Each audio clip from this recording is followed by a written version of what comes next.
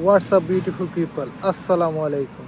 তো গাইজ, যাদের পর্তুগালে এসআইএস এর সমস্যা আছে এবং কান্ট্রি আউটের প্রবলেম হয়ে গেছে অলরেডি, যাদের কান্ট্রি আউট আসছে, তো তারা কাইন্ডলি এখন একটু কেয়ারফুল থাকবেন। কেয়ারফুল বলতে, যাদের জব আছে, দেন আপনার হাউস ডিক্লারেশন আছে বা পাসপোর্ট আছে সাথে, এগুলো সব কিছুর সাথে রাখবেন বা বাসায় রাখবেন। যাদের পাসপোর্ট রেনিউ নাই বা পাসপোর্ট হারাই গেছে, তারা একটু কেয়ারফুলি চলাফেরা করবেন, কারণ এগুলা দেখতেই চাবে।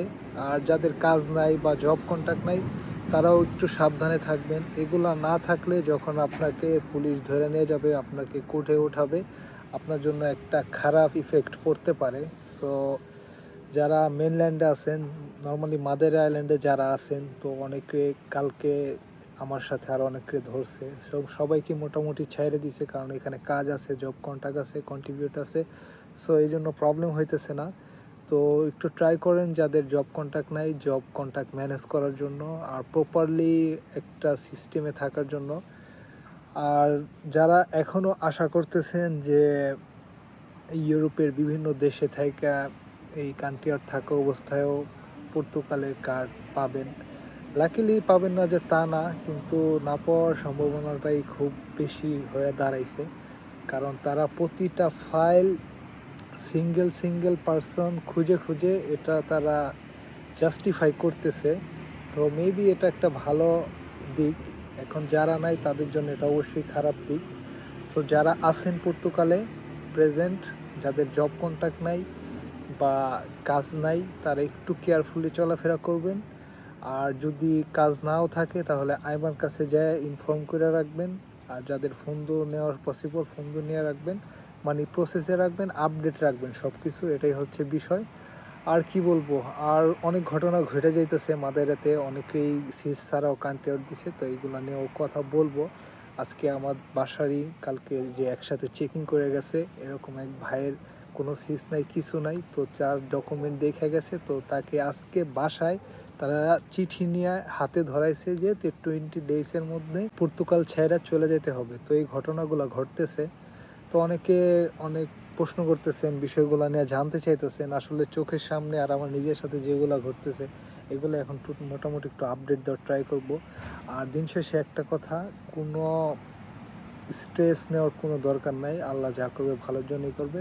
তবে আপনাকে দেশে পাঠানোটা এত ইজি হবে না, এতটুকু কনফার্ম থাকেন, যদি আপনি সব কিছু কন্ট্রিবিউট করে এখানে লিগেলি থেকে থাকেন। সো সবার জন্য দোয়া রইলো, আমার জন্য দোয়া করবেন। আর আমি আপডেট পাইলে অবশ্যই জানাবো। মাদারিতে এখন খুবই খারাপ অবস্থা। আর যারা আছেন কান্ট্রিতে, টুডে টুমোরো সবাইকে নিবে, নিয়ে তারা জাস্টিফাই করবে তারা এখানে কি লিগেলি আছে, কাজ টাজ করতেছে কিনা। সো এগুলো আপনারা মেন্টালি প্রিপারেশন নিয়ে রাখেন যে আপনাকে যে কোনো সময় পুলিশ এসে নিয়ে যাবে। এটা নিয়ে আপনারা মোটামুটি একটা প্রিপারেশনও নিয়ে রাখেন, আপনার লয়ারের সাথে কথা বলেও রাখেন যে আমি যে কোনো সময় অ্যারেস্ট হতে পারি, তোমার হেল্প আমার লাগবে, অবশ্যই তুমি তখন আমাকে ইমিডিয়েটলি রেসপন্স করবা। কারণ আপনার লয়ার যদি আপনাকে ইমিডিয়েটলি কোর্টে ওঠানোর আগে রেসপন্স না করে, তাহলে আপনাকে এখানে যে পর্তুগিজ লয়ার দিবে, তার আপনার কেসটা নিয়ে দ্বিধাদ্বন্দ্ব ফিল হবে। আর যদি আপনার লয়ার আপনার রেসপন্স করে, আপনাকে এখান থেকে বা যেখান থেকেই ধরুক, সেখানে যে সরকারি লয়ার দিবে তার সাথে যদি কনসাল্ট করে, তাহলে তারা ব্যাপারটা ইজিলি হ্যান্ডেল করতে পারবে আর জজের কাছে সুন্দরভাবে প্রেজেন্ট করতে পারবে। কারণ আপনার আমার মুখে থেকে আপনি একজন পর্তুগিজ লয়ারে তো পুরোপুরি প্রপারলি বুঝাইতে পারবেন না, কারণ আপনার লয়ার কোন প্রসেসে আপনার কোর্টে আপিল করছে বা করবে, এটা আমি আপনি ডাইরেক্টলি জানি না। আর জেনে থাকলেও আমরা যখন ইংলিশ না জানা একটা লয়ারকে ওইভাবে প্রেজেন্ট করতে পারবো না।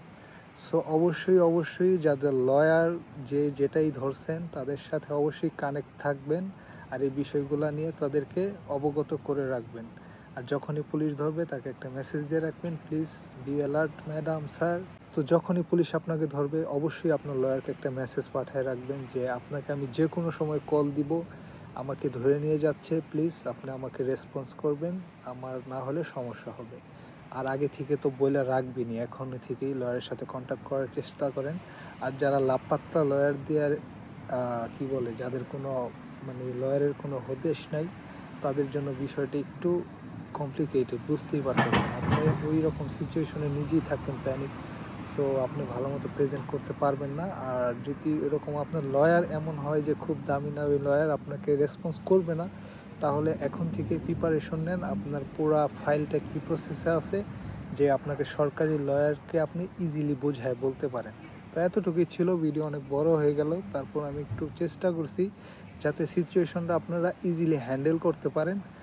একদম রিল্যাক্স থাকবেন, আপনি কোনো ক্রাইম করেন নাই, এটা আপনার কোনো ক্রিমিনাল কিছু না।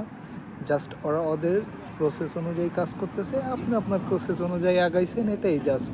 যদি যখন জিজ্ঞেস করবো এটাই আপনি জাস্ট প্রেজেন্ট করবেন যে ধাপে ধাপে এইভাবে আমাকে রিজেক্ট করছে, এইভাবে আমি প্রসেসে আগাইছি। সো কেন আমি দেশ ছাড়বো, দ্যাটস ইট। দেন তারা একটা ভালো রিভিউ দিবে ইনশাল্লাহ। সবার জন্য শুভকামনা রইল। খারাপ সময় জীবনে আসবে যাবে, কিন্তু টেনশন করে বা দুশ্চিন্তা করে স্ট্রোক করে নিজের শরীরের ক্ষতি করার কোনো দরকার নেই। অনেক সিনিয়র আমার থেকে অনেক বয়সে বড় ভাই ব্রাদার ওইসিসে আছেন, প্রবলেম আছেন, অনেক বয়স হয়ে গেছে আমার থেকে 15-20 বছরেরও, সবাই 45-50 ঊর্ধ্ব বয়সেরও মুরব্বীরা আছেন। আপনারা রিল্যাক্স থাকেন, আল্লাহ বিপদ দিছে, আল্লাহ উদ্ধার করবে। সো এটা নিয়ে টেনশন করেন না, ইনশাল্লাহ আমাদের জন্য ভালো কিছুই বয়ে আনছে। যারা এখানে আছি অবশ্যই তাদের খুব দ্রুত একটা রেজাল্ট আসবে ইনশাল্লাহ। তো সবাই ভালো থাকেন, জীবন এখন আসছে। টাটা, গুড বাই, আল্লাহ হাফেজ, take care, love you guys.